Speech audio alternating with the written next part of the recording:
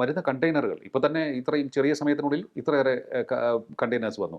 ഇനിയിപ്പോൾ import export കൂടി വരികയാണെന്നുണ്ടെങ്കിൽ അതിൻ്റെ എണ്ണം നിശ്ചയമായും കൂടും. കൂടും. അപ്പോൾ അതുകൂടി സൂക്ഷിച്ച് വെക്കുന്ന കണ്ടെയ്നറുകൾ സൂക്ഷിച്ച് വെക്കുന്ന വെയർ ഹൗസിംഗ് സംവിധാനം അവിടെയാണ് നമുക്ക് വരുന്ന വെയർ ഹൗസിംഗ് വേണം. ഈ ഇതിനൊക്കെ മുൻകൂട്ടി കണ്ടുകൊണ്ടാണ് നമ്മൾ അന്നേ പറയുന്നത് സംസ്ഥാന സർക്കാരത്ത് നിങ്ങൾ ഭൂമി ഏറ്റെടുക്കുക.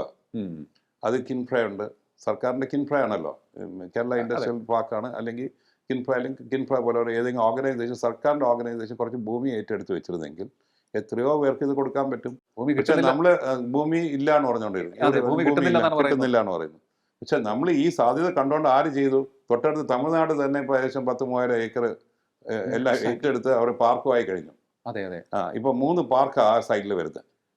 തമിഴ്നാട് ബോർഡർ, നമ്മുടെ ബോർഡറിന്റെ ഓപ്പോസിറ്റ് ആയിട്ട് വരുന്ന സ്ഥലത്ത് നമുക്ക് കാണുന്ന തമിഴ്നാട് 3 പാർക്കാ വരുന്നത്.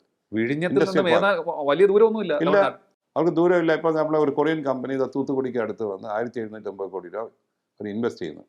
ചെരുപ്പ് ഉണ്ടാക്കുന്ന കമ്പനിയാണ്. പക്ഷെ അവർ കംപ്ലീറ്റ് ഷിപ്പ് ചെയ്യുന്ന അവിടെ വിഴിഞ്ഞത്തിനാണ്. ഓക്കെ.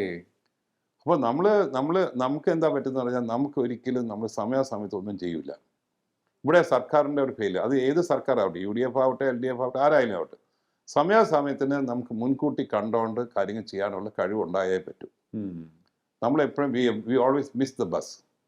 ശരിയാണ് സർ, മനസ്സിലായി. അത് ഒരിക്കലും മാത്രമല്ല, നമുക്ക് പലപ്പോഴും പറ്റുന്ന എന്താ പറയുക, നമ്മൾ പല കാര്യങ്ങളും സർക്കാർ പറയും, സമയത്തിന് നമ്മൾ കാര്യങ്ങൾ ചെയ്യാൻ വരുമ്പം ഗോൾ പോസ്റ്റ് മാറ്റും.